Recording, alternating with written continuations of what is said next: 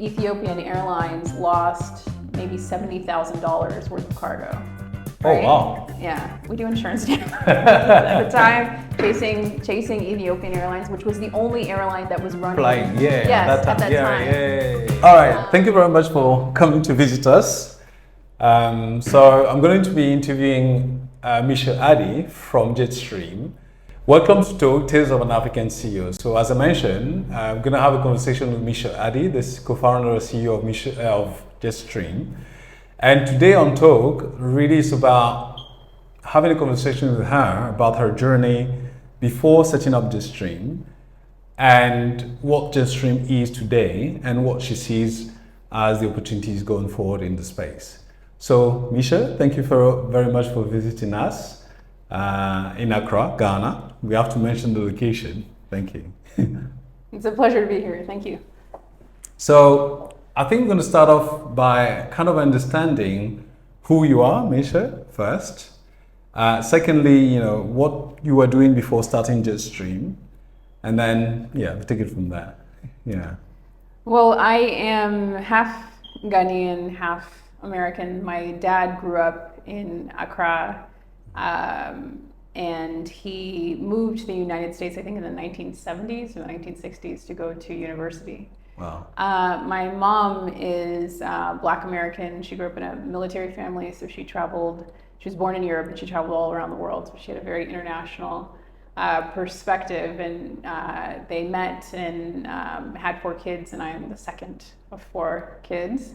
Mm-hmm. I was always well integrated with the Ghanaian side of my family. Since I was a little girl, my parents made sure that we came to visit Ghana, and a lot of our relatives came to live with us at different times in Ghana's economic development in the 1980s and 1990s. Wow. So I was eating Ghanaian foods. I was aware of Ghanaian culture, but I think more importantly, I was struck by how intelligent my cousins and my aunties and uncles in Ghana are, even relative to the people I was just walking around, interacting with every day in the United States, and how that contrasted with the image of Africa. And it's sort of like the Ghanaians I know are literally the smartest, funniest, the sarcasm, the wit, the speed of understatements, of processing. It just didn't. It was never consistent with kind of the media picture, right, save an African picture. So I grew up always feeling a tension between what I knew of the Africa I knew and the Africa that the world was presented with. So what's your favorite Ghanaian food then, since you kind of been exposed to it?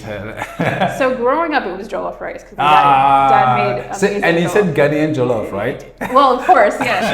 I wouldn't betray my people. And that's literally, Nigeria makes some amazing foods. We lived in Nigeria for a while, and there's amala, and there's some amazing soups, but like literally, I mean, I'm unbiased, of course. It's the best jollof around. Maybe Senegalese is better, but actually the jollof or mafe or all these other dishes. It's true. Excellent.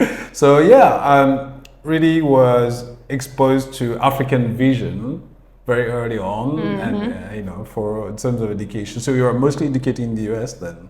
I went to everything from preschool to grad school. Okay. Yes. Oh, okay. Yeah. Okay. And so, I mean, how often were you coming off, getting the exposure to Ghana and, So before I came to live here, I came 3 or 4 times for about 3 weeks to a month each time. Okay. And the first time I came was in 1987. Oh, wow. The bad old days. Yeah, absolutely. Right. Yeah. And the state of the country was not good.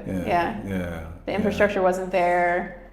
A lot of people were leaving to live in Nigeria, teach the famous English. Ghana must go after. Right. But that was my first exposure to Ghana. First exposure.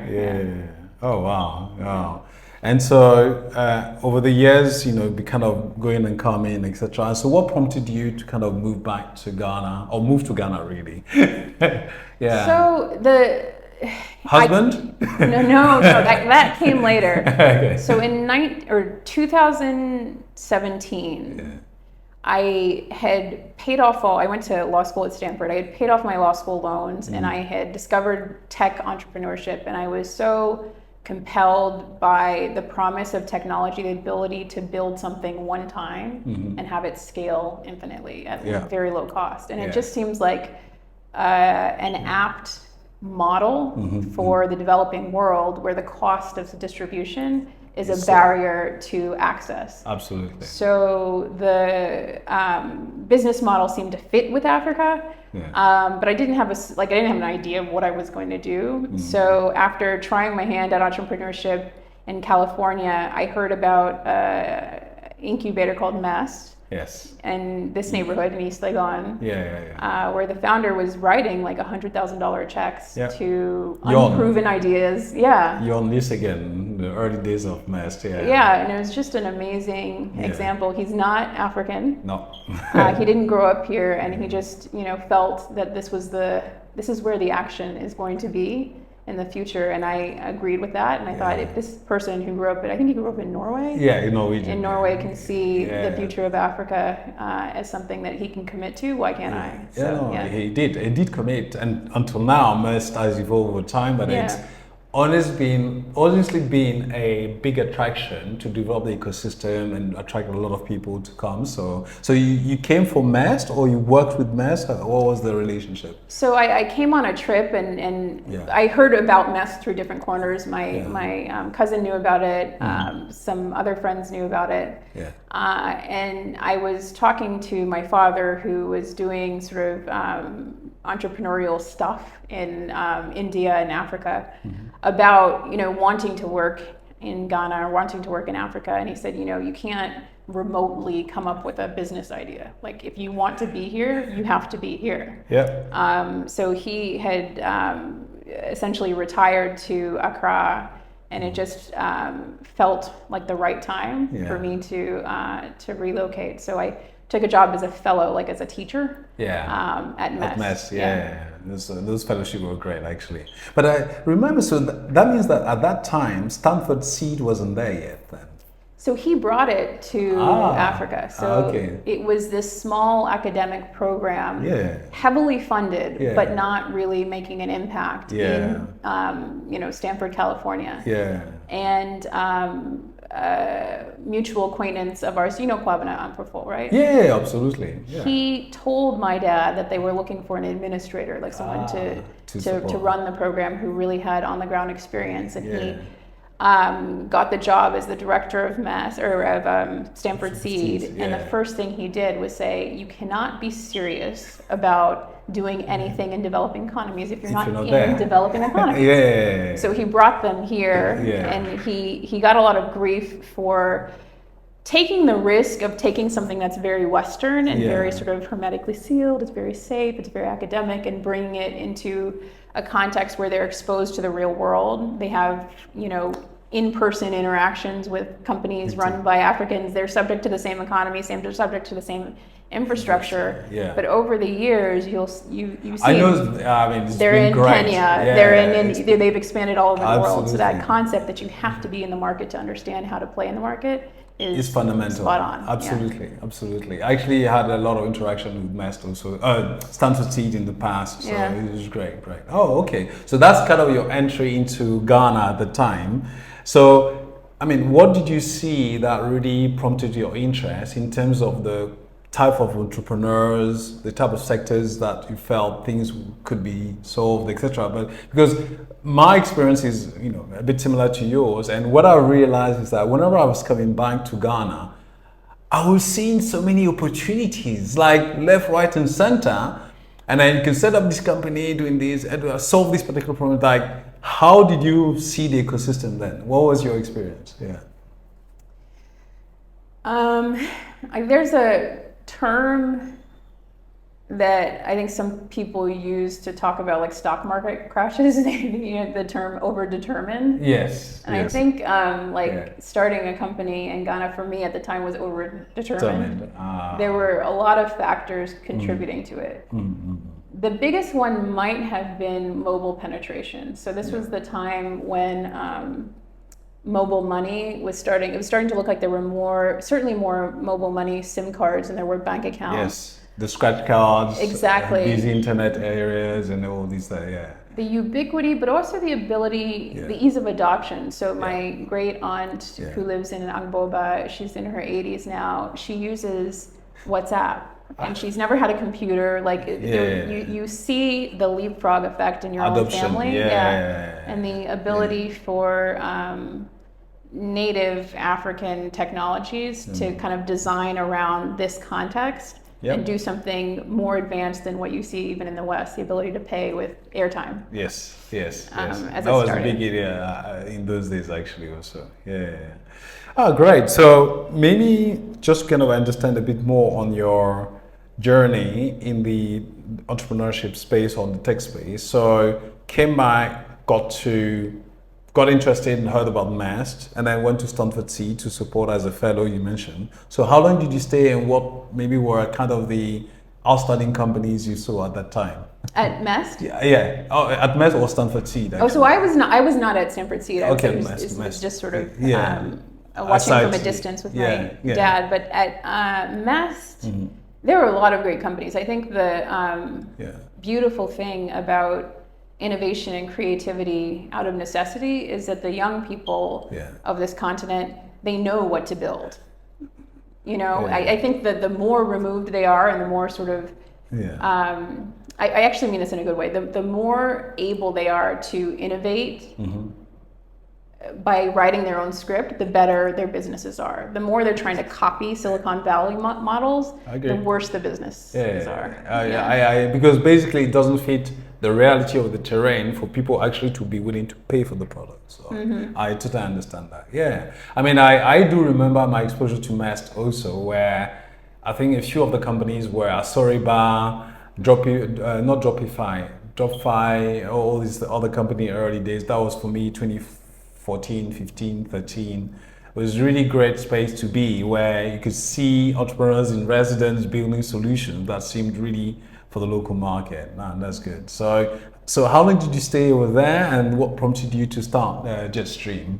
Yeah. So it was just a one-year program, and while I was doing the program, I was actually starting to explore starting my own venture, because that's really, I'm an operator. In my DNA is the love of not just seeing something built or knowing that it's going to be built, but actually building it. Like that brings me joy. The company I ideated was a company that would take advantage of the waste product, the old coconut that isn't really used. So there's coconut everywhere, like the young coconut is sold everywhere on the street, but the old coconut, the brown one, has a lot of fat in it, fat content, which is useful for human nutrition, but it's not really, there's no extraction facility, or there's no anything. large scale facility that can extract that fat and put it into different products. So hold on a second. So that means that you're talking about the brown coconut. Yes. People like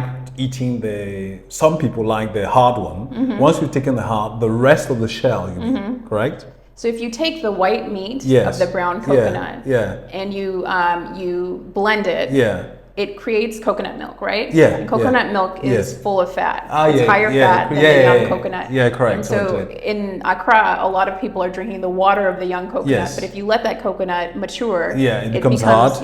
More nutritionally interesting. Okay. And so the idea was to take all these wasted brown coconuts, extract the fat, and create products. Like you can create yogurt, a vegan yogurt. No one here is vegan, but it tastes good. You can create coconut oil and different things there.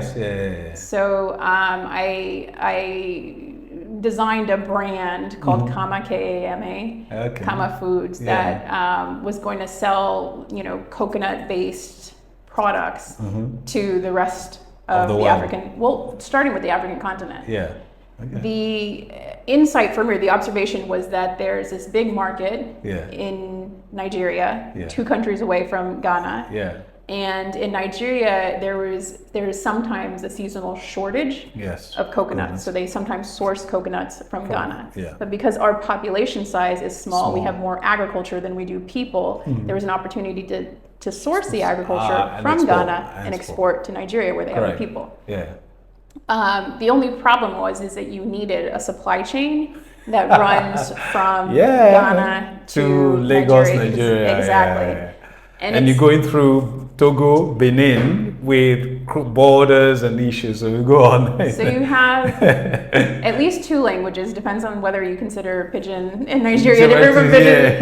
At least 3 currencies. Yes. And it's not that long in terms of physical distance, but in terms of customs clearance, in terms of the trucks that are licensed and insured to be able to cross, in terms of the availability of the warehousing that you need if you're shipping less than a truckload to consolidate and deconsolidate. It's a very complex supply chain operation, and unless you're sort of a savvy market woman and you're going to take it on the bus and put it under the bus, which many people do, or kind of do it underground, under the radar, you're going to spend a lot of money just figuring out supply chain. And so I someone at MEST actually referred me to a guy who was just expert in supply chain. And there are a lot of people who hang around MEST. It's like a convening ground for people who love technology. And he was one of those people who was just in the MEST ecosystem. But he was working at Maersk shipping line. Oh, wow, okay. And he had done a rotation program at Maersk where he worked in warehousing, MSc. customs clearance. Yeah, exactly. He worked in all the different dimensions of shipping at Maersk. So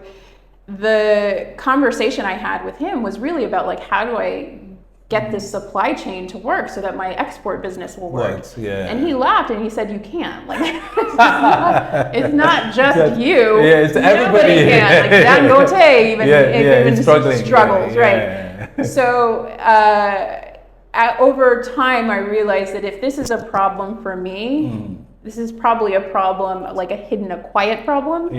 That other entrepreneurs who maybe feel like the US is the only place to sell to, Europe is the only place to sell to, are not looking at our neighboring countries as outlets. It's funny you say that, because I've experienced it, me personally, even as an individual crossing those borders. It's always very cumbersome, whether or not you have a vehicle.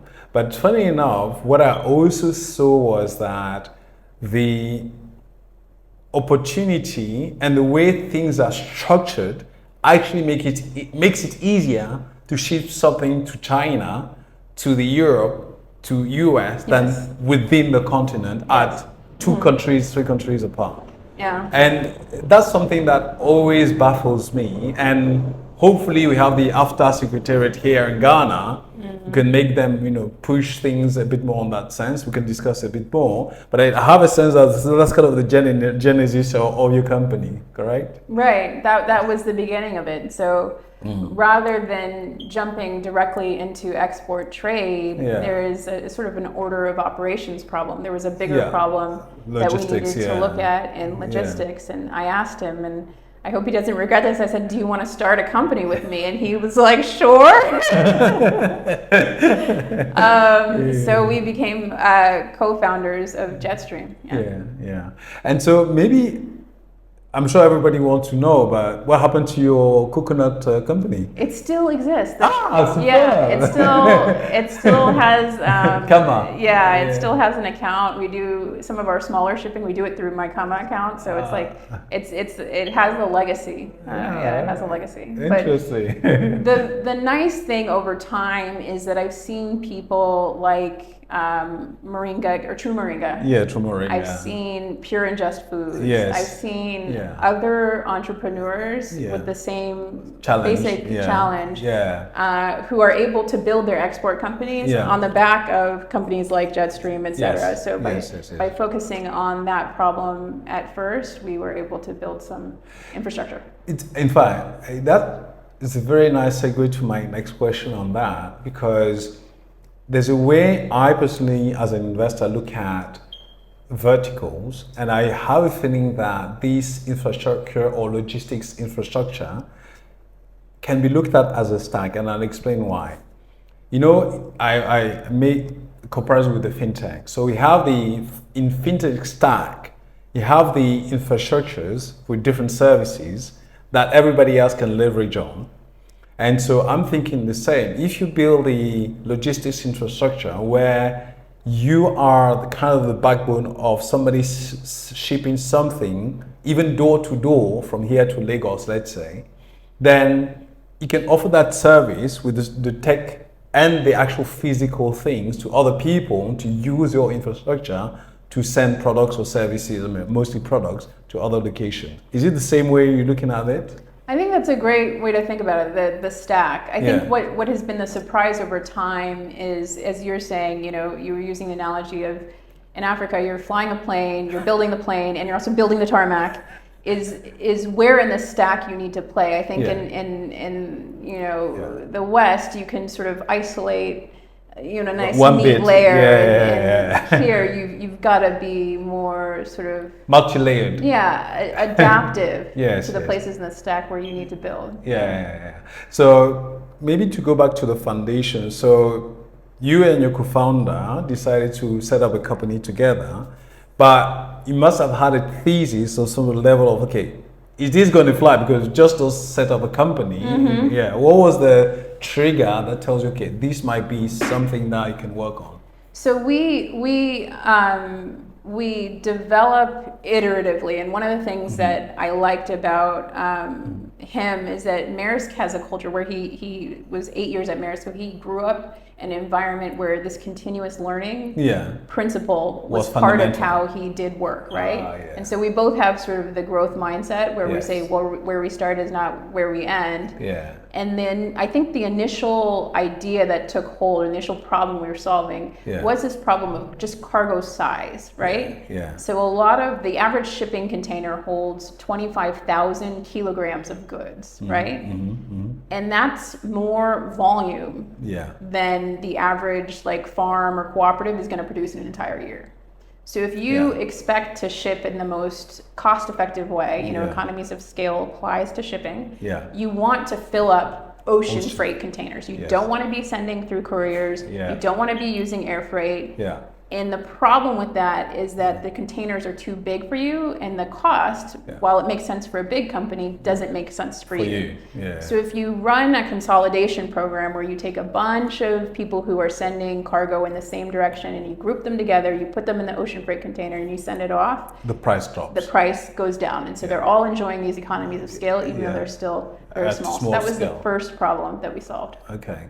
And just to go back to the founding team, the iteration process, a growth mindset, you know, a lot of people understate my feeling, co-founder issues, etc. They start doing stuff and then things break up, etc. So, I mean, how did you court each other? That's something I want to kind of understand as co-founders.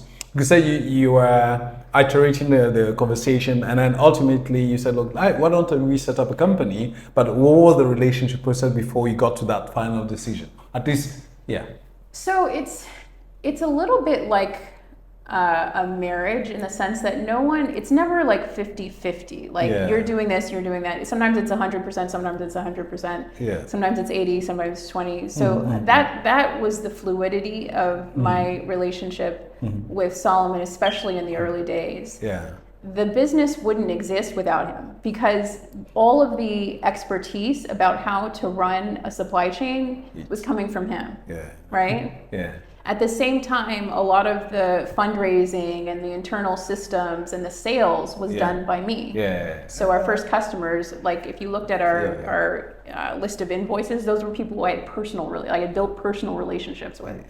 So we played our roles, and there was no sort of, just like in a marriage, there's no strict accounting of you did this and I did this and I'm getting paid this, and you know what, we went into it 50-50. Like we own the same number of shares, right? We went into it with a sort of equal mindset, and with you know, if we're a band, we're each playing our own instruments. I like the band thing, and then there's the whole harmony after that plays into it, and the rhythm.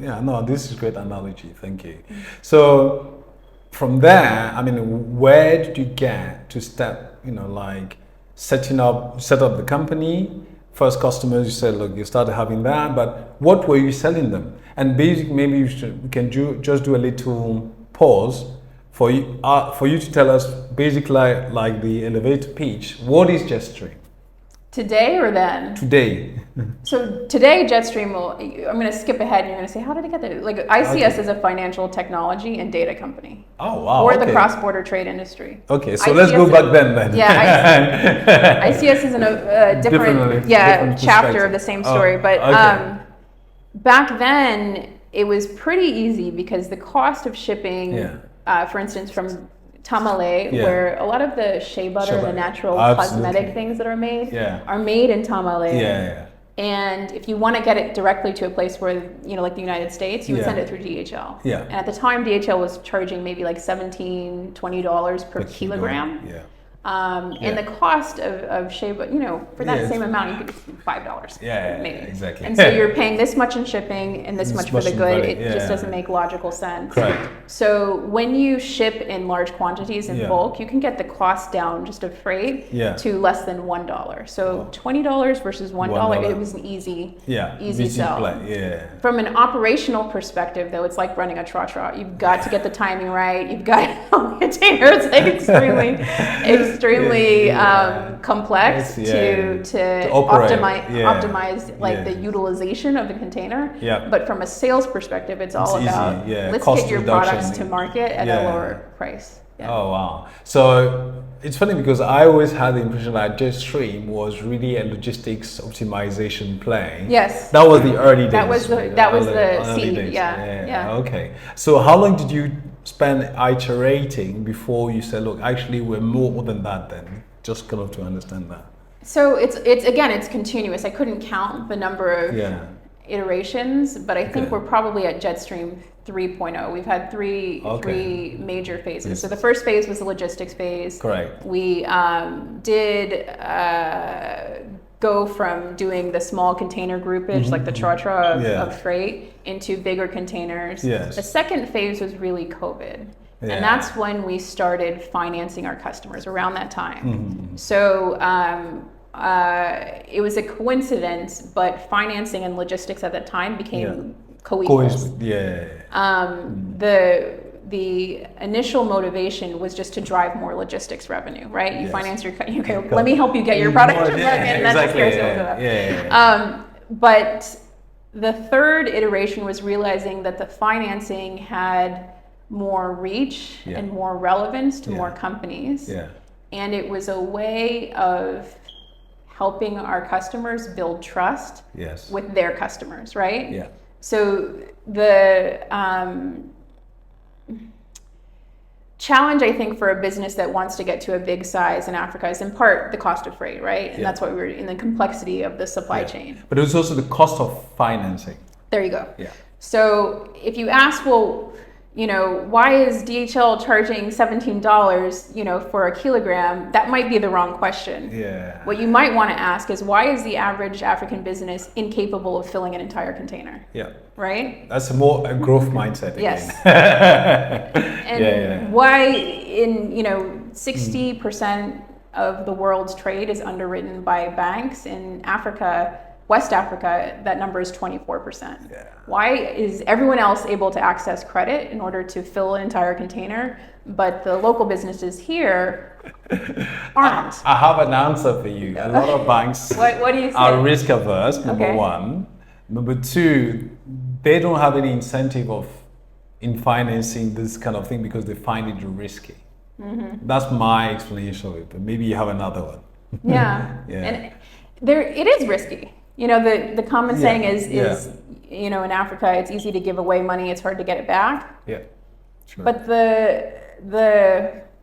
my dad would call this lazy thinking. The lazy thinking behind that is, why is it hard to get it back? And what do I know? What do other folks know about this market? What local intelligence do we have that can make it easier to get it back? I agree. So I we can come back to it, but it's also for me sometimes, as you said, laziness in terms of and I don't want to indict the banks too much, but what I've seen in the agri space a lot of times and other sectors is that they don't want to make the intellectual effort to understand the cycles of these companies to actually finance them in the right way. And sometimes that's what drives kind of the laziness that you mentioned. But anyway, so our channel is about tales of a CEO. Do you have any interesting, tales or stories about things that have happened that are quite unusual? Because sometimes people look at entrepreneurship as rosy, etc., and it's always interesting to tell people about challenges that you may have encountered and how these were solved or not solved. Yeah, right. Yeah. I mean, there are a ton because of the space that we're in. Like the logistics part of our business in Jetstream 1.0 and 2.0 really was defined by edge cases. Okay. In COVID, Ethiopian Airlines lost maybe $70,000 worth of cargo. Right? Oh wow! Yeah, we do insurance damage at the time, chasing Ethiopian Airlines, which was the only airline that was running. Flying, yes, at that time. We did an export to the U.S. and the container was overstuffed, so there's a limit on how much you can put weight-wise in the container. It is physically possible to put more than that weight in the container, and that happens a lot in places like Africa and Nigeria, where at the port they're a little bit lax and let it go. But when it got to the United States, it couldn't cross state lines. So it was boarded on the truck, and it couldn't cross state lines. And so we had to it landed in Baltimore. We had to get a truck, like a special truck, to come up from North Carolina to Baltimore to pick it up. There are, post-Brexit, the honey industry in Ghana went in for a shock because there's all this beautiful natural honey that Ghanaians make. It has that really nice floral taste. Taste and then it's heavier. Exactly. The UK is a favorite destination for that honey, but during Brexit, the rules about how to move honey from Ghana into the US the UK changed, and there was a certificate that required, like an apiary certificate required, that was supposed to certify that the beehive was properly treated. And we saw containers get blocked in the port of Felixstowe, and they weren't allowed entry into the UK. And the target was always moving. Like the target, what's required, what's not required, was always moving. So I think it was operationally challenging, and it was a good example of how I think so many entrepreneurs say, if I get fundraising, then all my problems are solved. Or if I have sales, all my problems were solved. I think during that period, especially that COVID period, it was an example. We grew 10.25x over the course of 1 year. Wow. We had oversubscribed fundraising rounds where people were dropping checks. Like 2 weeks. Like I've not even met you. But they were introduced. But those money problems were solved, but the operational pain of running a business in this crazily dynamic time, defined by edge cases. Every day there was another edge case. Was something I will never forget. And looking back, I think it made me more resilient, but also a little more. I don't know what the right word is. I think entrepreneurs, you go into it because you have a lot of conviction about your idea, but I became more reserved. Doubtful? Curious about the wisdom of the people who've done it before. So even the banks, right? I don't actually think they're lazy. I think they're incredibly smart. And so the question for me is, what is and this is what I believe is actually the issue, what is the structure of bank regulation in Ghana that creates such sharp incentives for you to invest in government treasuries, but not invest in actually your real economy? Exactly. And so you're responding to incentives like a smart, rational person would. What are those incentives, right? I like the thing of putting it from the top, down. Now we can discuss further. So that's a very interesting point. So I mean, it seems that you've got a thicker skin for what happened, right?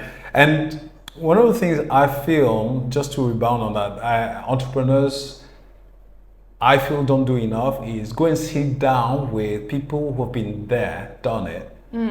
Listen to them, but still making your own opinion. I feel that kind of mentorship that actually Stanford does or MEST, bring in people who've done it maybe elsewhere, I've really done. I really encourage a lot of founders to speak to people who've been in the industry, if they're willing to talk to them. That's also another aspect, to give them insight because they've been in the system. They know what works, what doesn't work. And then you can bring in your youthfulness, your technology, all this into add-on, right? I think that's also an aspect of being an entrepreneur should be like, listen, take your audition, but at least get to know people who've done it and then who've been there before without, being dismissive. So that's an interesting point. So that's like COVID, after COVID, etc. So you mentioned 2.0, and then what prompted the change, the evolution to 3.0? That was a data-driven decision. Like my affinity for the logistics and supply chain industry will always be there. Some people have asked me what it's like to be a woman working in logistics, but it's like the harder it is to do something, the less people care about your gender, superficial. You're like, whatever, it's meaningful, but I'm like that. The less they're hung up on those things, they're more interested in. Do you have a truck for me, right? Practical stuff. Exactly, right. So I like the fact that logistics and the unpredictability and the volatility of the industry washes away a lot of the superficial stuff. Correct. And it's just about, you've got to be a serious person if you want to be in this industry. Absolutely. I'm sure you didn't see that many women in the industry anyway. So maybe we can talk about, but to answer your question, the transition, so there was just, a love for the industry, but the transition was really about looking at our numbers, our growth, the amount of time it takes us to close a deal, the amount of net revenue that we generate from the business, and also the potential scalability of the finance piece of what we were doing. So if you take the logistics business and the financing business, the logistics business is a patchwork of local operators. So local customs clearing agents, local relationships, etc. The finance is sort of universal, including the technology. And it can go anywhere. And so coming from the United States to Africa, my vision was not to build a local business or even a private equity roll-up firm. It was to really build the technology where you build it once and it scales infinitely. As you mentioned earlier, Okay. So from what I'm understanding is really, again, evolution based on what you've been collecting, the data you've been seeing, and where you see your future growth, that created the 2.0 to 3.0. So tell us a bit more about, if I remember well, I think you raised about 8 million in equity and 11 in debt. 7 and 13, Okay, 7, 13 rather, yes. So, what was the rationale to raise so much debt compared to equity? That's number one. And I think number two would be, what was your experience raising that kind of money? Especially one, Ghanaian company. I'm assuming you also Delaware registered. That's probably the thing. And also, just generally speaking, your experience as a founder, we can even say a woman founder, co-founder, raising capital with investors. So number one, debt. Why, debt, and then the rest we'll talk about. So it came out of necessity. So we initially were doing our financing from equity, but there's a saying that it's expensive to lend equity because it doesn't scale very well. You get to a point where you and your shareholders are so diluted because the quantum of debt that you need to finance business is a lot bigger than your equity shareholding. Exactly. So for us in 2021, we took on an institutional investor that put a big check and they took up the entire round, and they were like, you guys need to raise debt, real debt. So the equity started going to the engineering team and the regional expansion, and the debt was what we were doing to lend and guarantee trade finance. So that means that you must have set yourself up as a fintech or have banking license? How did it work out? Maybe I'm getting to We experimented with many different structures. The first structure we did was that we finance basically our own freight, right? So if someone is doing a shipment, we just finance it, right? It's basically a way of like vendor financing or supplier financing. Yes. As we got bigger and we started financing deals that we weren't doing, other logistics operators were doing, we partnered with some banks. Nice from a regulatory standpoint, but again, this goes back to is it lazy thinking or is it responding to incentives? The partnerships that we sought to have with banks were so they were so transactional. Transactional, right. And I see this with a lot of startups as they say, let's go into a partnership with a bank, but the banks are naturally risk averse and they are regulated to the nth degree by the central banks who are trying to protect the economy, I'm sure. And the only thing they can do is just try to extract profit. So at the time we were partnering with banks, some of our debt investors were looking at our unit economics and saying this is absolutely unsustainable. You're taking in $1 and you're giving away this much it makes no sense. Especially with the dollar exchange rate, and not going to the right direction. So today, as we speak, there are a couple of models. Some of them are under wraps, but one of the models that we have developed is a partnership where we provide sort of the technology and the inventory tracking, the cargo tracking. But the bank takes the risk and the bank prices the deal. So they're not taking, it's not like your balance sheet. Exactly. It's the bank's balance sheet, and we're just de-risking that trade finance loan. I think a lot of people do not realize the huge opportunity in this kind of embedded finance, we call it, where a technology stack provides data that helps banks de-risk their credit rating process so that they better understand the cash flows with your technology and they can lend to that third party, but it's kind of embedded in the product you're offering them. And there's a massive, for me, opportunity in this space, and it seems that you've kind of toyed and found your business model around it. This is great.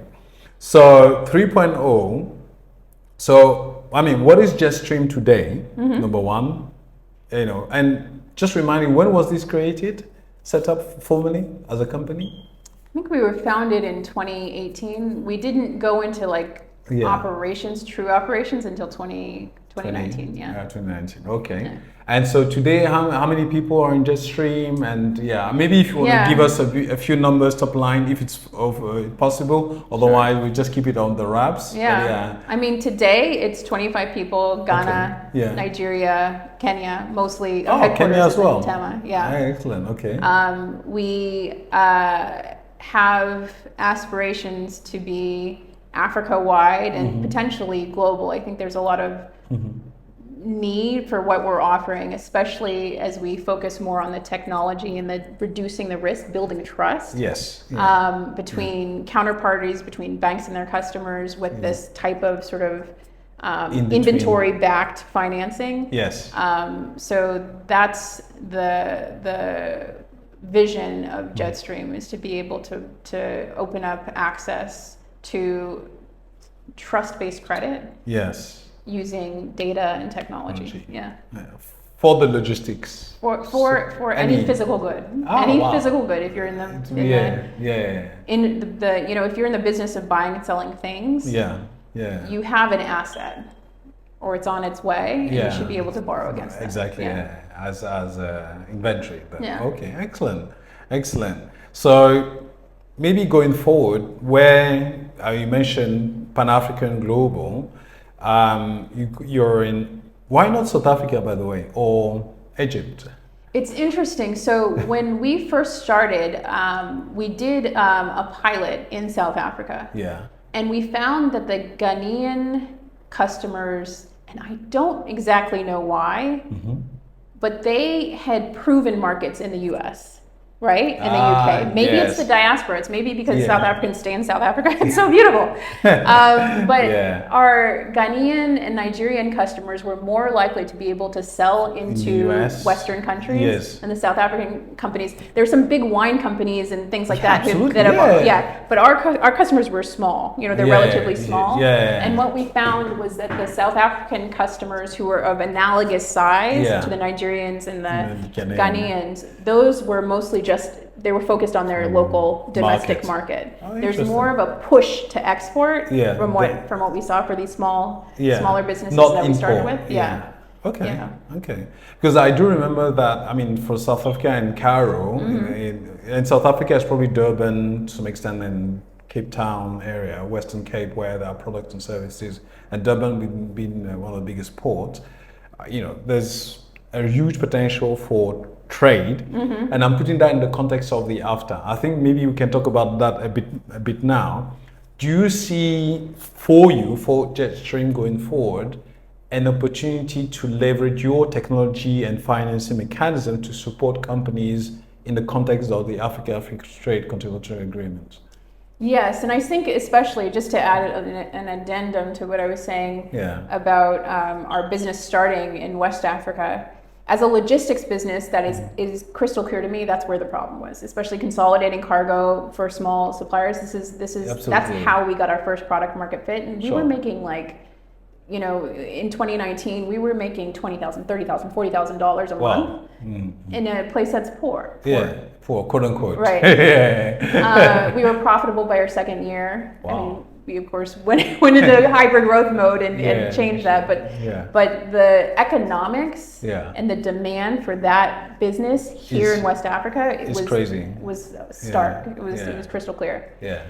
When we started offering the finance, that's when we started to look at the bigger markets, and we did a pilot in Egypt, in Alexandria. Just trade finance, no logistics. It was perfect. The performance of that portfolio was better than what we saw in Ghana and Nigeria.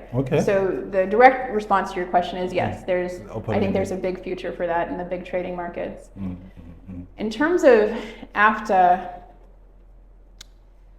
I see a lot of trade today between Ghana and South Africa already, even without the tariff policy. Correct. I think not just South Africa, but generally AFTA for the rest of the continent. Right. And maybe just to help you clarify the question, for instance, I still live between Kenya and Ghana, right? And there are a lot of opportunities in what we call the guided trade initiative. Yes. And I feel that we haven't really tapped into that massively. From what I remember, Kenya exports some car batteries to Ghana. We export palm oil and other products to them. They want to bring tea, etc. There's a lot of relation, but generally speaking, I'm trying to figure out if your platform could really help and really accelerate that process. Really, that's one of the questions I had for you, actually. I think with humility, I would say, and this is a thing that I was just starting to articulate, is that it is very likely that we'll be ahead of AFTA in the sense that the development of our platform will facilitate trade in a way that the continent is just starting to get into, right? Yes. So the promising and exciting thing about our platform is that it enables businesses to get credit for trade corridors where credit is not free-flowing. One example is we do business right now with a Nigerian company that exports into South Africa. And because both companies are in Africa, they both have terrible credit access, right? So the Nigerian exporter can't get affordable credit. The South African importer needs to wait before they pay. So they say, we'll buy your product, but it's going to be like on a net 60 basis. So it's going to get we're going to wait 60 days. So that's two credit starved companies on both sides. And that's what you see in Africa, right? You see two people who can't afford it right now, who have product and supply and demand otherwise works. And so I do think that the promise of our platform is to solve that problem by providing the underwriting or providing the credit to one party or another. There's also the ability to provide transparency around the estimated times of arrival, around the quantity of goods that are shipped, Quality. around the maybe quality, also. exactly. Yeah, There are yeah. already companies like SGS, Bureau Veritas, et cetera, that Yeah. do this quality checking, but they don't work at scale. Yeah. And a lot of importers and exporters don't know about them. Yeah. A lot of the goods, as we saw with Ethiopian Airlines, are uninsured, Yes. which create catastrophic loss for small and mid-sized businesses that are usually just crossing their fingers that nothing happens. So the ability for us to integrate with like the e-brokers, or a bunch of e-brokers around is a game changer for making the purchase of marine insurance frictionless. Yes. So it becomes Direct. the default. Yeah. No, these are great insight. Actually, that reminds me that I also saw some years back this kind of insurance for shipping products that are maybe have perishables, etc. The other one is electronics, right? That may be subject to theft, etc. Yeah. You can have those type of products in there. So okay. I can see that the future is bright for Jetstream.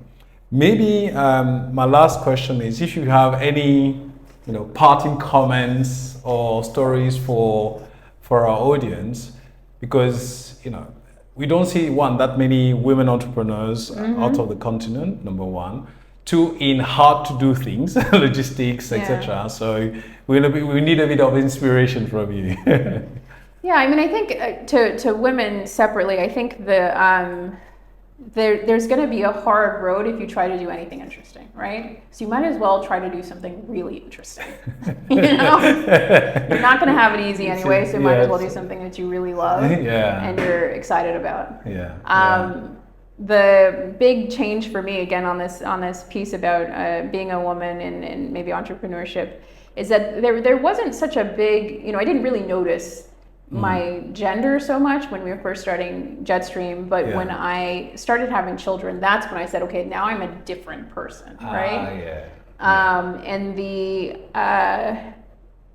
the way that I structure my time is so much more intense and intentional than what I was doing before. So I just live my life more deliberately. I say no to things, as you know, more often. But I also have just a really clean list of priorities in my life and what I'm doing. It's funny because we all tend to say in general that for founders and entrepreneurs, there's no such thing as work-life balance. Right? But I think, as you mentioned, you need to know where your boundaries lie and what compromises you're ready to do for what.